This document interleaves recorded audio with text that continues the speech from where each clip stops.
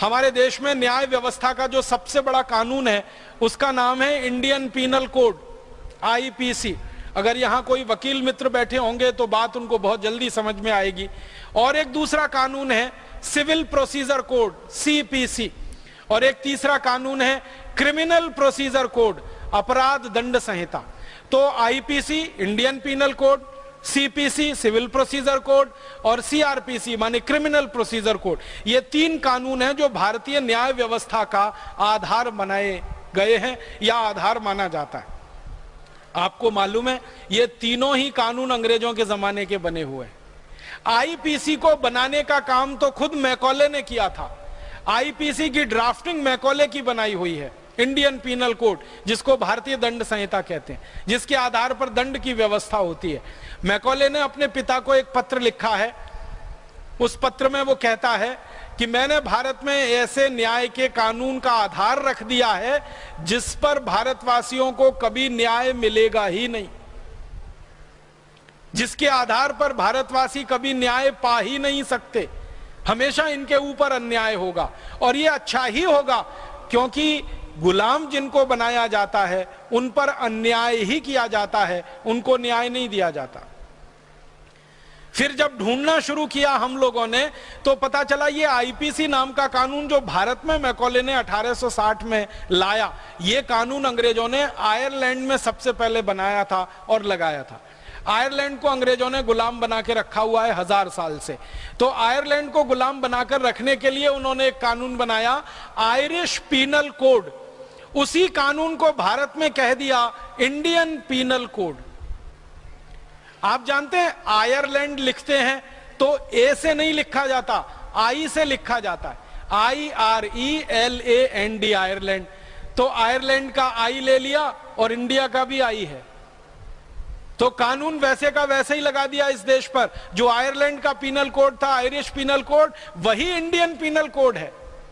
और मैंने जब आयरलैंड के पीनल कोड को खरीद कर पढ़ा और इंडियन पीनल कोड को खरीद कर पढ़ा, दोनों को सामने रखा, तो मुझे इतना गुस्सा आता है कि कॉमा फुल स्टॉप भी बदला नहीं गया, वो भी वैसे का वैसा ही है। बस इतना ही किया मैकॉले ने कि आयरिश पीनल कोड में जहां जहां आयरलैंड है, जहां जहां आयरिश है, वहां उसने इंडिया कर दिया और इंडियन कर दिया। बाकी सब धाराएं वैसी हैं और सारे अनुच्छेद वैसे के वैसे ही हैं। तो आयरलैंड को गुलाम बना के रखना है, इसलिए आयरिश पीनल कोड बनाया। तो भारत को गुलाम बनाकर रखना है तो इंडियन पीनल कोड बना दिया। अब जिस कानून को गुलाम बनाने के लिए तैयार किया गया हो, उस कानून के आधार पर आजादी के बाद न्याय कैसे मिलेगा, जरा बताइए। अन्याय ही होने वाला है। सबसे बड़ा अन्याय क्या होता है कि आईपीसी के आधार पर जब कोई मुकदमा दर्ज होता है इस देश में, तो सबसे पहले तो मुकदमा दर्ज होने में महीनों महीनों लगते हैं। एफआईआर करनी पड़ती है, उसके बाद पुलिस को साबित करना पड़ता है, सबूत जुटाने पड़ते हैं, अदालत में जाना पड़ता है। इस पूरी प्रक्रिया में ही देर लगती है, क्योंकि तरीका अंग्रेजों का यही है। फिर वो मुकदमा दाखिल हो जाए तो फिर सुनवाई शुरू होती है। सुनवाई के लिए सबूत इकट्ठे किए जाते हैं। उन सबूतों के लिए अंग्रेजों के जमाने का एक कानून है, इंडियन एविडेंस एक्ट, और वो सबूत जल्दी इकट्ठे हो नहीं पाते हैं। धीरे धीरे समय बढ़ता जाता है और एक मुकदमे को 4 साल, 5 साल, 10 साल, 15 साल, 20 साल, 25 साल, 30 साल, 35 साल समय निकल जाता है। मुकदमा दाखिल करने वाला मर जाता है, फिर उसके लड़के लड़कियां उस मुकदमे को लड़ते हैं, वो जवान होकर बूढ़े हो जाते हैं, तब भी मुकदमा चलता ही रहता है, चलता ही रहता है, चलता ही रहता है। उसमें कभी अंतिम फैसला नहीं आ पाता। हमारे देश का दुर्भाग्य है कि आजादी के पिछले 63 वर्षों में हमारी अदालतों में लगभग 3.5 करोड़ मुकदमे हैं जो दर्ज किए गए हैं अलग अलग प्रार्थियों के द्वारा, लेकिन उनमें कोई फैसला नहीं आ पा रहा है। 3.5 करोड़ मुकदमे लंबित पड़े हुए हैं, पेंडिंग है। हमारे देश की न्याय व्यवस्था के अधिकारियों से जब पूछा जाता है कि इन 3.5 करोड़ मुकदमों का फैसला कभी आएगा, तो वो मजाक करते हुए कहते हैं कि 300-400 साल में फैसला आ जाएगा। तो हम उनसे पूछते हैं वो कैसे, तो वो कहते हैं कि जिस गति से कानून व्यवस्था और न्याय व्यवस्था चल रही है, इस गति से तो इन सभी मुकदमों का फैसला आने में 300-400 साल तो लग ही जाएंगे। तो ना वादी जिंदा रहेगा ना प्रतिवादी जिंदा रहेगा। न्याय व्यवस्था को इससे कुछ लेना देना नहीं है कि वादी जिंदा है प्रतिवादी जिंदा है, उनको तो लेना देना है अंग्रेजों के बनाए गए कानून के आधार पर फैसला देने से। अब मैं एक बड़ी गहरी बात आपके बीच में उठाना चाहता हूं और सारे राष्ट्र के लोगों का ध्यान इस तरफ आकर्षित करना चाहता हूं कि कोई न्यायाधीश अंग्रेजों के बनाए गए कानून के आधार पर अगर फैसला दे रहा है तो वो न्याय कैसे कर सकता है, ये पूछिए, अपने दिल से पूछिए, उस न्यायाधीश से पूछिए। और न्यायाधीशों से जब जब मैंने ये पूछा है कि क्या आप न्याय देते हैं, तो वो कहते हैं ईमानदारी से हम न्याय नहीं दे पाते, हम तो मुकदमों का फैसला करते हैं। फैसला होना अलग बात है, न्याय देना बिल्कुल अलग बात है। आपको एक उदाहरण से समझाता हूं फैसला क्या होता है और न्याय क्या होता है। मान लीजिए आपने किसी गाय को डंडे से पीटा, तो कानून के हिसाब से आपको जेल हो जाएगी। गाय को डंडे से पीटना भारत में अपराध है, जुर्म है, इसके लिए जेल हो जाती है। लेकिन उसी गाय को आपने गर्दन से काट दिया और उसके मांस की बोटी बोटी आपने बेच दी बाजार में, आपको कुछ नहीं होगा, क्योंकि कानून से वो न्याय सम्मत है। अब गाय को डंडे से मारो तो जेल हो जाती है, लेकिन गाय को गर्दन से काटकर उसके मांस की बोटी बोटी बेचो तो भारत सरकार करोड़ों रुपए की सब्सिडी देती है आपको। मैं अगर गौशाला खोलना चाहूं तो इस देश की कानून व्यवस्था के अनुसार मुझे बैंक से कर्ज नहीं मिल सकता, लेकिन गाय को कत्ल करने के लिए कत्ल खाना बनाना हो, उसके लिए बैंक करोड़ों रुपए कर्ज देने को तैयार है मुझे। आप सोचिए, मैं गौशाला बना के गाय का दूध बेचना चाहता हूं, बैंक के पास जाता हूं, मुझे कर्ज दे दो। बैंक कहती है हमारी योजना में गाय को कर्ज देने की व्यवस्था नहीं है। लेकिन उसी बैंक के पास में जाता हूं कि मुझे कत्ल खाना खोलना है और कर्ज दे दो, तो बैंक खुशी से कर्ज देती है। उस कर्जे पर ब्याज सबसे कम लिया जाता है और करोड़ों रुपए का कर्ज तो मुफ्त में दिया जाता है सब्सिडी के रूप में।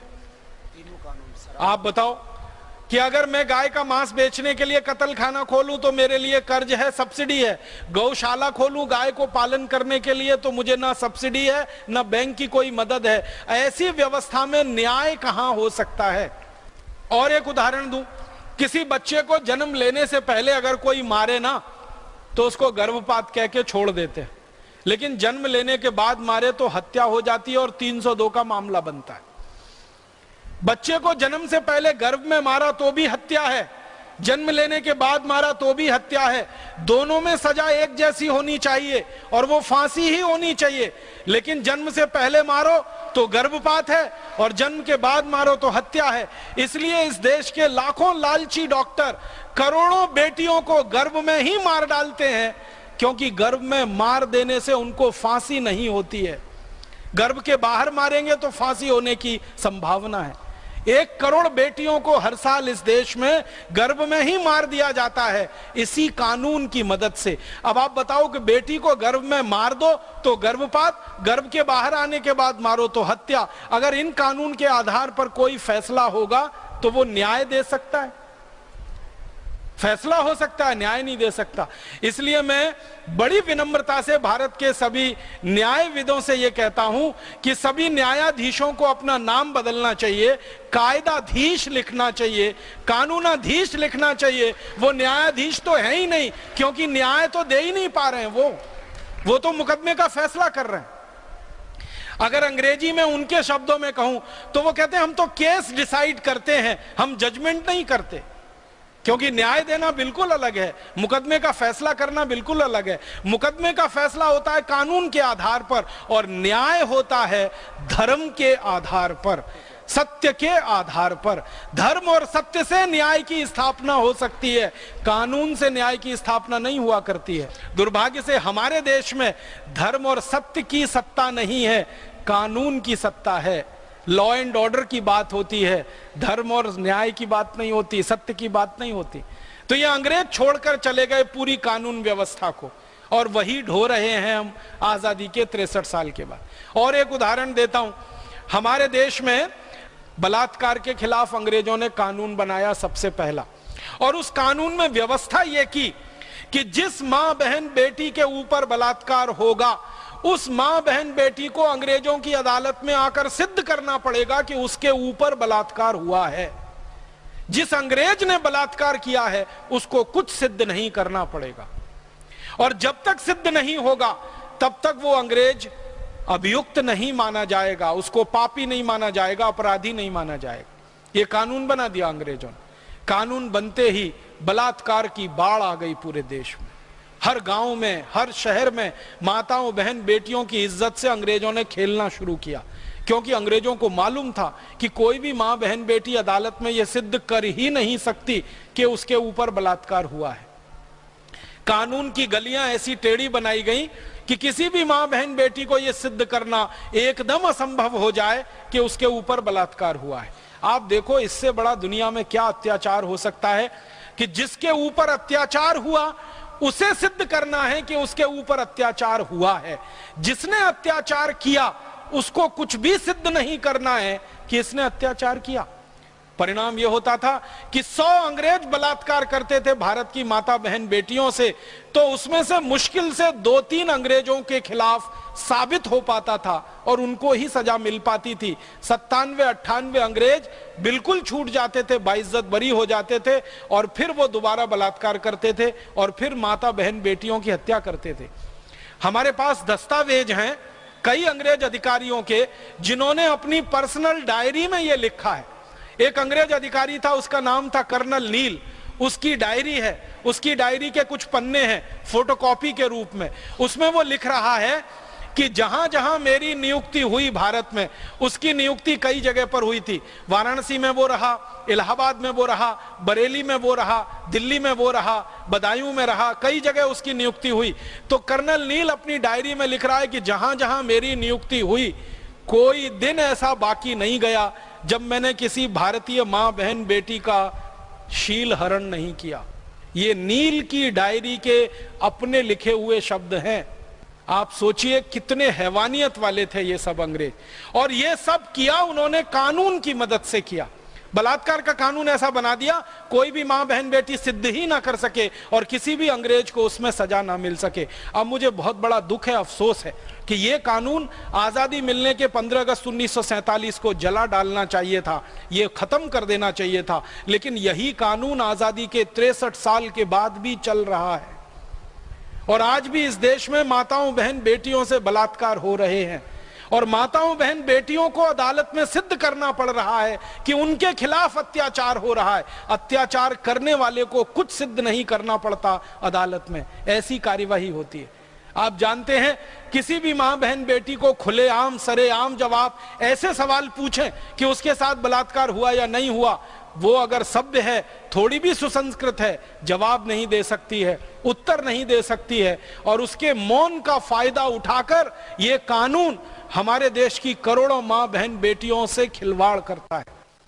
बहुत दुख है ये कहते हुए कि बलात्कार के 100 अपराध इस देश में जब पुलिस के यहां रजिस्टर्ड होते हैं तो मात्र 5 अपराध में सजा होती है। 95 अपराधों में अपराधी छूट कर बाइज्जत बरी हो जाते हैं, क्योंकि कानून अंग्रेजों के जमाने का बनाया हुआ है। अब बलात्कार के कानून हो, चोरी डकैती के कानून हो, हिंसा के कानून हो, पुलिस के कानून हो, प्रशासन के कानून हो, टैक्स के कानून हो, शिक्षा व्यवस्था के कानून हो, या हमारे देश में ये जंगलों की सुरक्षा के कानून हो, सबके सब अंग्रेजों के बनाए हुए, सबके सब उनके चलाए हुए, तो आप कैसे उम्मीद कर सकते हैं कि भारत के लोगों को इन कानूनों से न्याय मिल जाएगा?